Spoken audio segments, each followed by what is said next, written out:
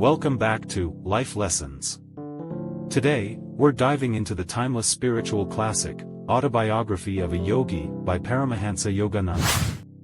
This profound book takes us on a mystical journey through the life and teachings of a yogi who touched the hearts and souls of millions. Join us as we explore the wisdom, the mysticism, and the extraordinary life of Yogananda in this audiobook. If you're ready to embark on a transformational adventure, hit that like button, subscribe if you haven't already, and let's begin. Let's start the video. Chapter 1: My Parents and Early Life. The characteristic features of Indian culture have long been a search for ultimate verities and the concomitant. Disciple-guru, FN1-2, relationship. My own path led me to a Christ-like sage whose beautiful life was chiseled for the ages. He was one of the great masters who are India's sole remaining wealth. Emerging in every generation, they have bulwarked their land against the fate of Babylon and Egypt. I find my earliest memories covering the anachronistic features of a previous incarnation. Clear recollections came to me of a distant life, a yogi, FN1-3, amidst the Himalayan snows. These glimpses of the past, by some dimensionless link, also afforded me a glimpse of the future. The helpless humiliations of infancy are not banished from my mind.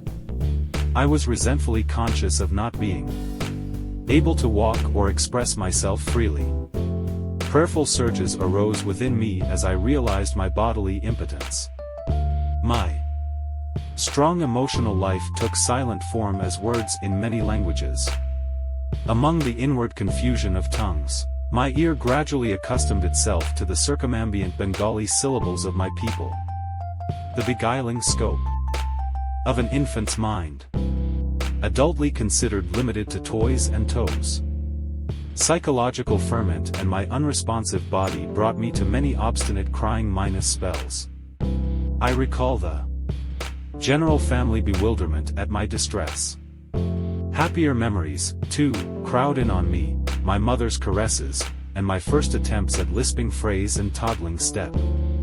These early triumphs, usually forgotten quickly, are yet a natural basis of self-confidence. My far-reaching memories are not unique.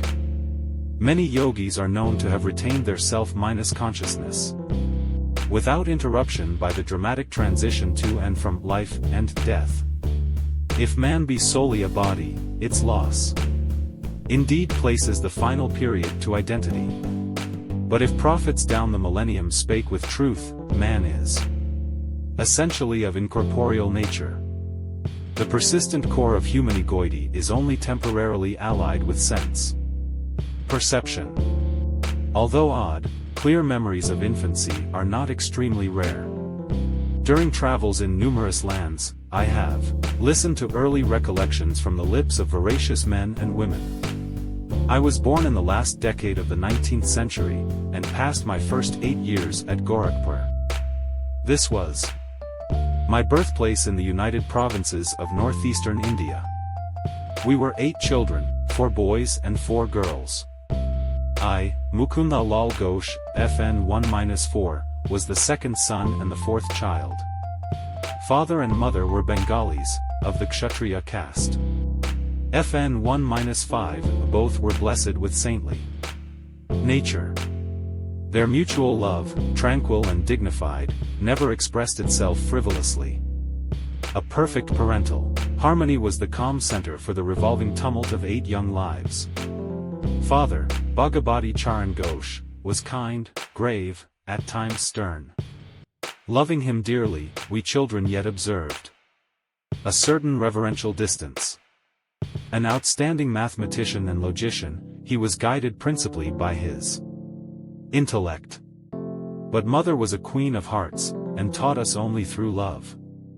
After her death, father displayed more of his inner tenderness. I noticed then that his gaze often metamorphosed into my mother's. In mother's presence we tasted our earliest bitter-sweet acquaintance with the scriptures. Tales from the Mahabharata and Ramayana, FN 1-6, were resourcefully summoned to meet the exigencies of discipline. Instruction and chastisement went hand in hand. A daily gesture of respect to father was given by mothers dressing us carefully in the afternoons to welcome him home from the office. His position was similar to that of a vice-president, in the Bengal-Nagpur Railway, one of India's large companies. His work involved traveling, and our family lived in several cities. During my childhood, mother held an open hand toward the needy. Father was also kindly disposed, but his respect for law and order extended to the budget. One fortnight mother spent, in feeding the poor, more than father's monthly income. All I ask, please, is to keep your charities within a reasonable limit. Even a gentle rebuke from her husband was grievous to mother. She ordered a hackney carriage, not hinting to the children at any disagreement. Good-bye, I am going away to my mother's home. Ancient ultimatum. We broke into astounded lamentations. Our maternal uncle arrived opportunely. He whispered to father some sage counsel, garnered no doubt from the ages. After father had made a few conciliatory remarks, mother happily dismissed the cab. Thus ended the only trouble I ever noticed between my parents.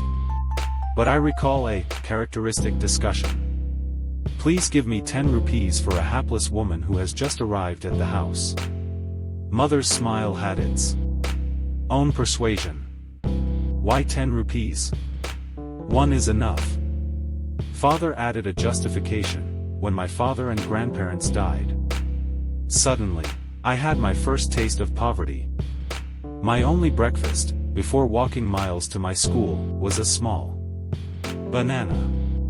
Later, at the university, I was in such need that I applied to a wealthy judge for aid of 1 rupee per month.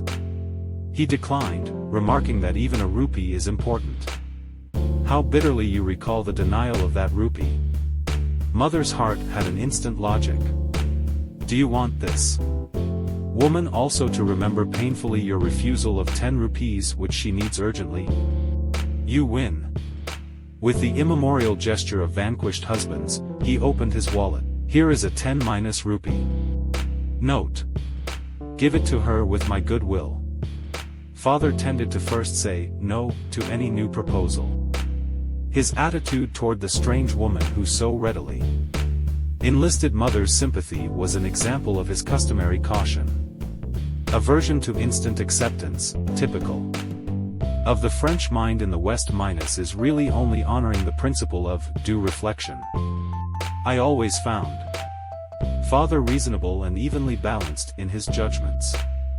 If I could bolster up my numerous requests with 1 or 2 good arguments, he invariably put the coveted goal within my reach, whether it were a vacation trip or a new motorcycle. Father was a strict disciplinarian to his children in their early years, but his attitude toward himself was truly Spartan. He never visited the theater, for instance, but sought his recreation in various spiritual practices and in reading the Bhagavad Gita. FN 1-7, shunning all luxuries, he would cling to 1 old pair of shoes until they were useless. His sons bought automobiles after they came into popular use, but father was always content with the trolley car for his daily ride to the office. The accumulation of money for the sake of power was alien to his nature. Once, after organizing the Calcutta Urban Bank, he refused to benefit himself by holding any of its shares. He had simply wished to perform a civic duty in his spare time. Several years after father had retired on a pension, an English accountant arrived to examine the books of the Bengal-Nagpur Railway Company. The amazed investigator discovered that father had never applied for overdue bonuses. He did the work of 3 men, the accountant told the company. He has rupees 125,000, about $41,250, owing to him as back compensation. The officials presented father with a check for this amount. He thought so little about it that he overlooked any mention to the family. Much later he was questioned by my youngest brother Bishnu, who noticed the large deposit on a bank statement. Why be elated by material profit? Father replied.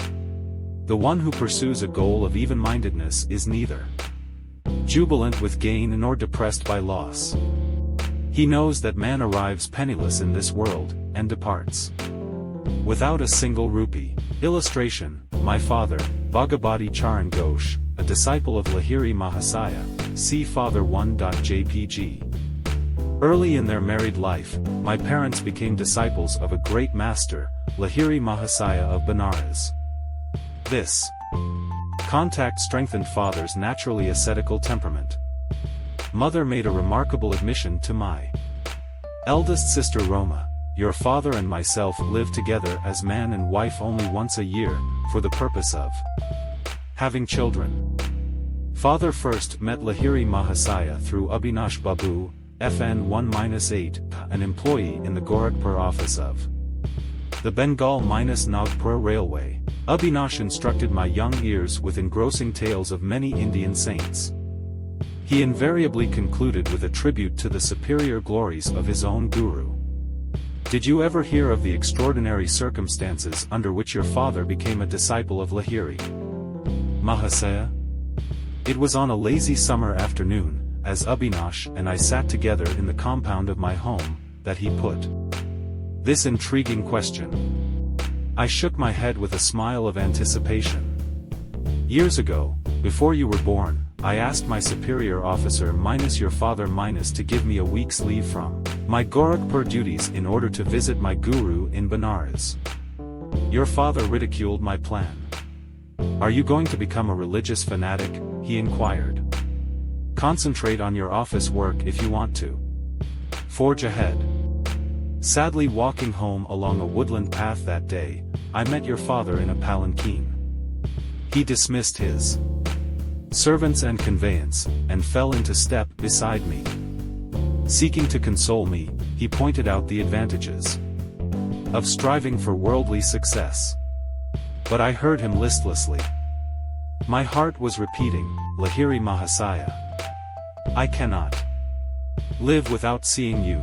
Our path took us to the edge of a tranquil field, where the rays of the late afternoon sun were still crowning the tall ripple of the wild grass.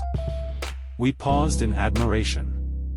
There in the field, only a few yards from us, the form of my great guru suddenly appeared. FN 1-9. Bhagavati, you are too hard on your employee. His voice was resonant in our astounded ears. He vanished as mysteriously as he had come. On my knees I was exclaiming, Lahiri Mahasaya. Lahiri Mahasaya. Your father was motionless with stupefaction for a few. Abhinash, not only do I give you leave, but I give myself leave to start for Benares tomorrow. I must know this great Lahiri Mahasaya, who is able to materialize himself at will in order to intercede for you. I will take my wife and ask this master to initiate us in his spiritual path. Will you guide us to him? Of course. Joy filled me at the miraculous answer to my prayer, and the quick, favorable turn of events. The next evening your parents and I entrained for Benares. We took a horse cart the following day, and then had to walk through narrow lanes to my guru's secluded home. Entering his little parlor, we bowed before the master, locked in his habitual lotus posture. He blinked his piercing eyes and leveled them on your father. Bhagavati, you are too hard on your employee. His words were the same as those he had used 2 days before in the Gorakhpur field. He added, I am glad that you have allowed Abhinash to visit me, and that you and your wife have accompanied him. To their joy, he initiated your parents in the spiritual practice of Kriya Yoga. FN 1-10, your father and I, as brother disciples, have been close friends since the memorable day of the vision. Lahiri Mahasaya took a definite interest in your own birth. Your life shall surely be linked with his own, the Master's blessing never fails. Lahiri Mahasaya left this world shortly after I had entered it. His picture, in an ornate frame, always graced our family altar in the various cities to which Father was transferred by his office.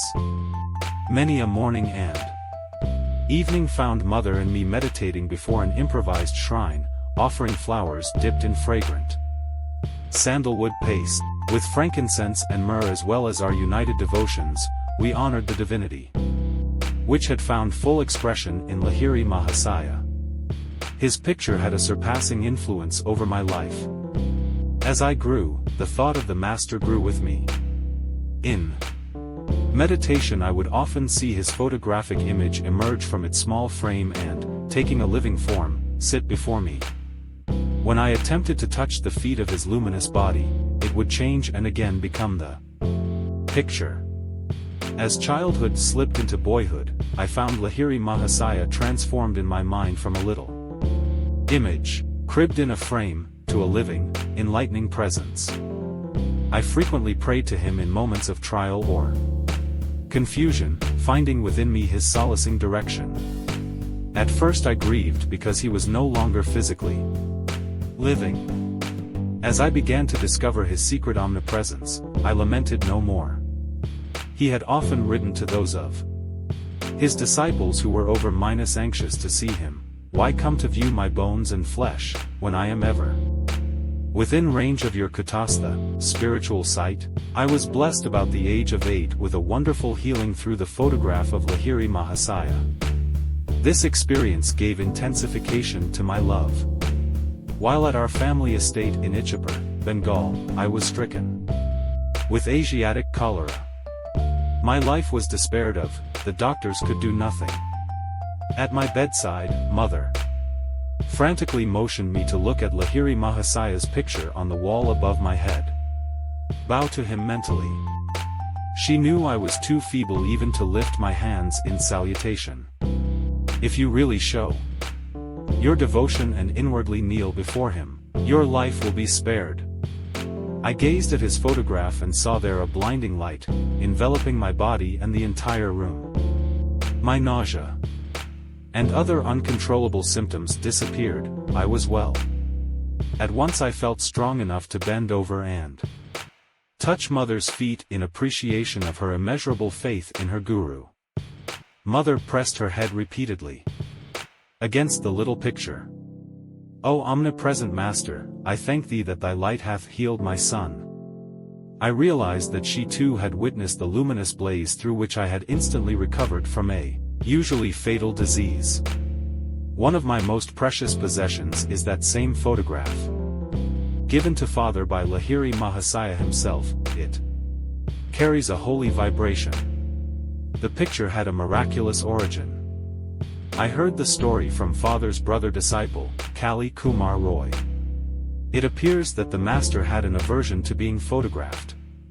Over his protest, a group picture was once taken of him and a cluster of devotees, including Kali Kumar Roy. It was an amazed photographer who discovered that the plate, which had clear images of all the disciples, revealed nothing more than a blank space. In the center where he had reasonably expected to find the outlines of Lahiri Mahasaya. The phenomenon was widely discussed.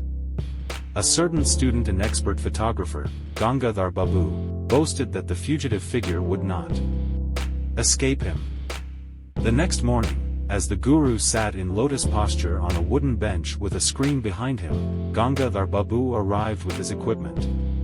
Taking every precaution for success, he greedily exposed 12 plates. On each one he soon found the imprint of the wooden bench and screen, but once again the Master's form was missing. With tears and shattered pride, Gangadhar Babu sought out his guru. It was many hours before Lahiri Mahasaya broke his silence with a pregnant comment. "I am spirit. Can your camera reflect the omnipresent invisible? I see it cannot.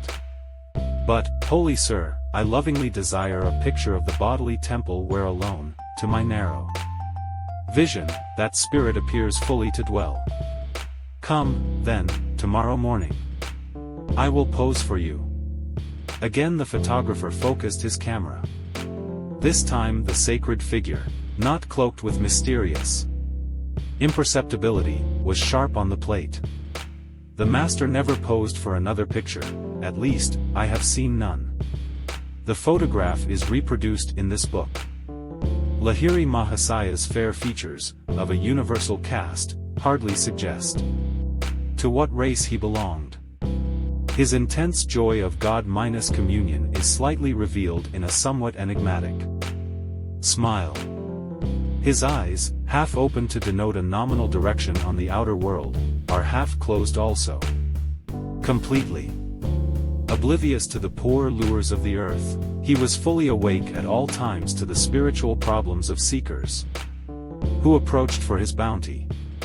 Shortly after my healing through the potency of the Guru's picture, I had an influential spiritual vision.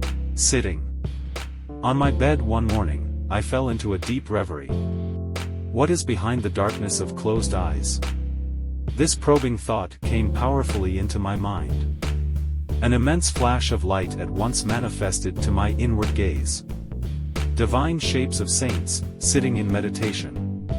Posture in mountain caves, formed like miniature cinema pictures on the large screen of radiance within my forehead.